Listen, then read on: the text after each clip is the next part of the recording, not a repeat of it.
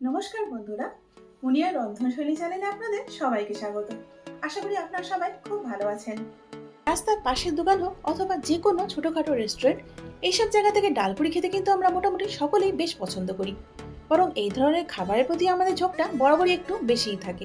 আবার যদি কখনো বিকেলে অতিথি এসে যায় তখনও কিন্তু অনেকেই আমরা এই ডালপুরি বাজার থেকে কিনে আনি। তবে এই ডালপুরি কিন্তু আমরা খুব সহজেই বাড়িতে তৈরি করে নিতে পারি, আর যেটা হয় দোকানের থেকে অনেক বেশি স্বাস্থ্যকর আর তার সঙ্গে সুস্বাদু।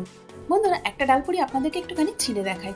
দেখুন, ডালের পুরে কিন্তু পুরিটা ঠাসা, তবে যখন আমরা ডালপুরিগুলো দোকান থেকে বা বাজার থেকে কিনি তখন কিন্তু তার মধ্যে এত পুর দেওয়া থাকে না। আর সেই জন্যই বাজার বা দোকান থেকে না কিনে এবার থেকে ঘরেই খুব সহজে আপনারা তৈরি করে নিন পুরে ঠাসা এই ডালপুরি। তাহলে চলুন বন্ধুরা, দেখে নেওয়া যাক বাড়িতে কিভাবে সহজেই তৈরি করে নেওয়া যায় এই ডালপুরি। ডালপুরি তৈরি করার জন্য এখানে আমি মেজারিং কাপে 2 কাপ ময়দা নিয়েছি। এখন এর মধ্যে দিয়ে দিচ্ছি 1 চা চামচ নুন। ডালপুরিটা যাতে খুব সহজে হজম হয়ে যায় সেই জন্য এখানে ময়দার মধ্যে দিয়ে দিচ্ছি 1/2 চা চামচ জোয়ান। জোয়ানটা আমি হাতে করে একটুখানি রগড়ে নিয়েছি। এখন ময়ানের জন্য আমি এখানে দিয়ে দিচ্ছি 3 টেবিল চামচ ভেজিটেবল অয়েল।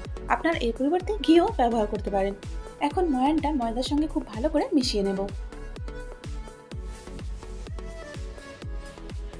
দেখুন বন্ধুরা, এখানে মুঠো করলে ময়দাটা ধরা যাচ্ছে, ময়দাটা কিন্তু সহজে খুলে যাচ্ছে না, অর্থাৎ ময়ানটা একদম ঠিকঠাক হয়েছে। এবার অল্প অল্প করে জল দিয়ে ময়দাটা আমি মেখে নেব। দেখুন, এখানে ময়দাটা মাখা হয়ে গেছে। আর এই ডোটা কিন্তু না খুব শক্ত হবে আর নাই খুব নরম হবে।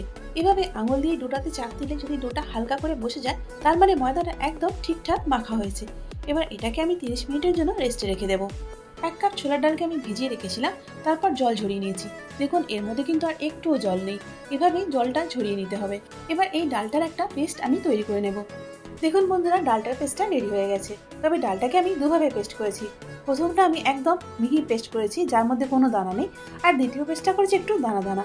ডালের দ্বিতীয় পেস্টটা যেহেতু একটু দানা দানা হয়েছে সেই জন্য এর মধ্যে কিছু ডাল কিন্তু গোটাও আছে। আর এভাবে করলে কিন্তু ডালপুরিটা খেতে বেশি ভালো লাগে। যদি সবটা মিহি পেস্ট করে নেওয়া হয় তাহলে কিন্তু ডালপুরিটা খেতে ঠিক ততটা ভালো লাগে না।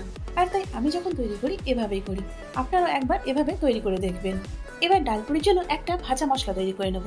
সেই জন্য এখানে আমি গোটা ধনে নিয়েছি 2 টেবিল চামচ। এর সাথে এখানে দিয়ে দিচ্ছি 2 টেবিল চামচ গোটা জিরে। ধনে জিরের পর এখন এখানে দিয়ে দিচ্ছি 2টো ছোট এলাচ। এখন মশলাগুলোকে লো টু মিডিয়াম হিটে মিনিট 3 জন্য ভেজে নেব। আচ্ছা, একটা কথা এখানে বলি বন্ধুরা, অনেকে কিন্তু এই মশলার মধ্যে গরম মশলাও দেন। আমার সেভাবে পছন্দ নয়, সেই জন্য আমি দিলাম না। যদি আপনারা পছন্দ করেন তাহলে গোটা গরম মশলা এর মধ্যে দিতে পারেন। মিনিট 3 পরে এখন এর মধ্যে দিয়ে দেবো একটা শুকনো লঙ্কা, যার বীজগুলো আমি বের করে নিয়েছি। কেবল সুগন্ধের জন্যই আমি এটা এখানে ব্যবহার করছি। এখন আবারও লো টু মিডিয়াম হিটে মশলাগুলোর থেকে সুগন্ধ বেরোনো অবধি ভেজে নেব। এখানে মশলাগুলো ভাজা হয়ে গেছে। এবার একটুখানি ঠান্ডা করে নিই, তারপর এগুলোকে গ্রাইন্ড করে নেব।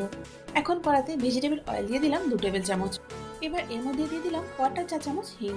হিংয়ের সাথে এখানে দিয়ে দিচ্ছি 1 চা চামচ কালো জিরে। ফোড়নটাকে কিছুক্ষণের জন্য নেড়ে নেব। এখন তেলের উপর দিয়ে দিচ্ছি 1/2 চা চামচ হলুদ গুঁড়ো। হলুদটা দিয়ে এবার এটাকে তেলের সঙ্গে একটুখানি নেড়ে নিচ্ছি। এবার তেলের মধ্যে দিয়ে দিচ্ছি 1 টেবিল চামচ আদা বাটা ও 1 চা চামচ কাঁচা লঙ্কা বাটা। আচ্ছা বন্ধুরা, এবার বলি হলুদটা আমি কেন দিলাম। যেহেতু আদাটা তেলেতে দেওয়ার পর সাথে সাথে করে খুব ছিটকাতে থাকে, সেই জন্য একটুখানি যদি আমরা আগের থেকে হলুদটা দিয়ে দিই তাহলে কিন্তু আদাটা সেভাবে ছিটকায় না। এই জন্য যখনই আমি আদা বাটা তেলে ভাজি তখন কিন্তু আগে থেকে একটুখানি হলুদ অবশ্যই করে দিয়ে দিই। বন্ধুরা, আপনারা যখন তেলেতে আদা বাটাটা দেবেন তার আগে একটুখানি হলুদ দিয়ে নেবেন, তাহলে কিন্তু আর চারিদিকে ছিটকাবে না। আদা বাটা ও কাঁচা লঙ্কা বাটাটাকে প্রায় 1.5 মিনিটের মতো আমি ভেজে নিয়েছি। এখন এর মধ্যে ডালের পেস্টটা দিয়ে দিচ্ছি। এখন ডালের সাথে এখানে দিয়ে দিচ্ছি 1 চা চামচ হলুদ গুঁড়ো। এখন লো টু মিডিয়াম হিটে ডালটাকে একদম ঝরঝরে হয়ে যাওয়া অবধি আমরা ভেজে নেব। তবে এই কাজটা করতে একটু সময় লাগবে। আপনারা কিন্তু কখনোই গ্যাসের ফ্লেমটাকে হাই করে করবেন না, তাহলে কিন্তু ডালটা কড়াতে লেগে যাবে। আর সেই জন্যই একটু সময় নিয়ে এই কাজটা করতে হবে। আচ্ছা বন্ধুরা, এবার একটা কথা বলি, ডালটা বাটার সময় আমি কিন্তু কোনো রকম জল ব্যবহার করিনি। আপনারা চেষ্টা করবেন জল ছাড়াই ডালটা পেস্ট করার। যদি ডাল বাটাতে জলের পরিমাণ বেশি হয় অথবা যদি আপনারা জল দিয়ে ডালটা পেস্ট করেন তাহলে কিন্তু ডালের এই পুরটা হতে অনেক সময় নেবে। প্রায় 10 মিনিটের উপর হয়ে গেল ডালটাকে আমি নেড়ে চলেছি লো টু মিডিয়াম হিটে। দেখুন, ডালটা 10 মিনিট পরে বেশ অনেকটাই শুকনো হয়ে এসছে। তবে ডালের এই পুরটা কিন্তু এখনো তৈরি হয়নি, এটা হতে আরেকটু সময় লাগবে। বন্ধুরা, ডালের এই পুরটা তৈরি করার সময় ডালের যে জমাট বাঁধা বড় বড় অংশগুলো থাকবে সেগুলোকে কিন্তু ভেঙে দিতে হবে, আর তবে কিন্তু ডালটা ভালো করে ভাজা হয়ে ঝুরঝুরে হবে। প্রায় 15 মিনিটের বেশি সময় থেকে আমি ডালটাকে নেড়ে চলেছি। আর দেখুন এবার ডালটা কিন্তু একদম ঝুরঝুরে হয়ে গেছে, অর্থাৎ ডালের পুরটা কিন্তু প্রায় তৈরি হয়ে গেছে। এবার বাকি মশলাগুলো আমি দিয়ে দেবো। এখন দিয়ে দিচ্ছি পরিমাণ মতো নুন, এবার দিয়ে দিচ্ছি 1 চা চামচ চিনি। শুরুতেই যে ভাজা মশলা তৈরি করেছিলাম, অর্থাৎ ডালপুরির যে মশলাটা আমরা তৈরি করেছিলাম, এখন সেটা দিয়ে দিলাম। Now time to mix mix mix. দেখুন বন্ধুরা, এখানে ডালপুরির পুরটা তৈরি হয়ে গেছে। এবার এটাকে একটু ঠান্ডা করে নেব। ময়দাটা ঢাকা দিয়ে রেখেছিলাম, এখন সেটা খুলে নিচ্ছি। এখন হালকা করে একটুখানি মেখে নেব, তারপর এর থেকে ছোট ছোট লেচি কেটে নেব। তবে লেচিগুলো খুব ছোট ছোট করা যাবে না, অর্থাৎ লুচির লেচি মতো করলে হবে না, একটু বড় করতে হবে, তবে কি এর মধ্যে পুরটা ভরা যাবে। এখানে একটা লেচি আমি নিয়ে নিয়েছি আর হাতে করে এটাকে গোল বাটির মতো শেপ দিচ্ছি। ঠিক যেরকম করে আমরা পিঠে তৈরি করি সেরকম ভাবে এটা করে নিতে হবে। তবে পিঠের খোলটা যেরকম পাতলা হয়, এখানে বাটিটা কিন্তু অত পাতলা করা চলবে না, তাহলে পুরটা ফেটে বেরিয়ে যাবে। দেখুন আমি এখানে বাটিটা তৈরি করে নিয়েছি আর মাঝখানটা হালকা করে হাতে করে প্রেস করে দিচ্ছি। মোটের ওপর এখানে কচুরির খোলটা কিন্তু মোটা রাখতে হবে।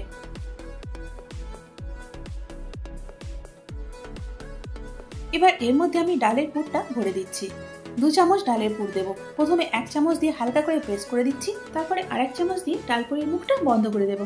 ডালপুরির মুখটা খুব ভালো করে বন্ধ করতে হবে, তা নাহলে যদি ফাঁকা থাকে তাহলে সেখান দিয়ে পুর বেরিয়ে গিয়ে পুরো তেলটা কিন্তু পুড়ে যাবে। আমি এখানে যেরকম ভাবে মোদক তৈরি করে ঠিক সেরকম ভাবে মুখটা বন্ধ করে শেপ দিয়ে নিচ্ছি। মুখটা বন্ধ করা হয়ে গেলে আরো একবার ভালো করে হাতে করে গোল করে নিতে হবে। তবে বেশি প্রেসার দিয়ে কিন্তু গোলটা করা যাবে না, হালকা হাতে করতে হবে।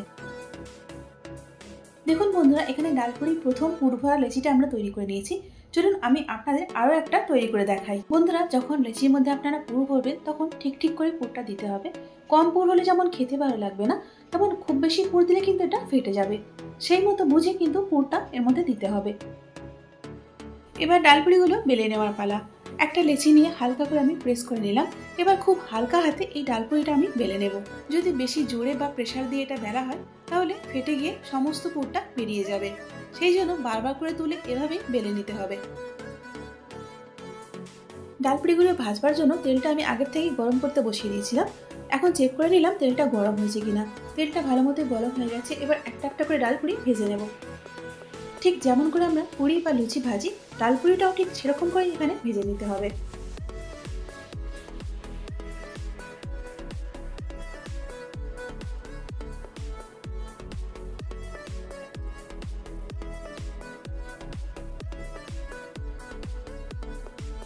দেখুন বন্ধুরা, প্রথম ডালপুরিটা ভাজা হয়ে গেছে। এবার এটাকে তুলে নেব আর বাকিগুলো ঠিক একইভাবে ভেজে নেব।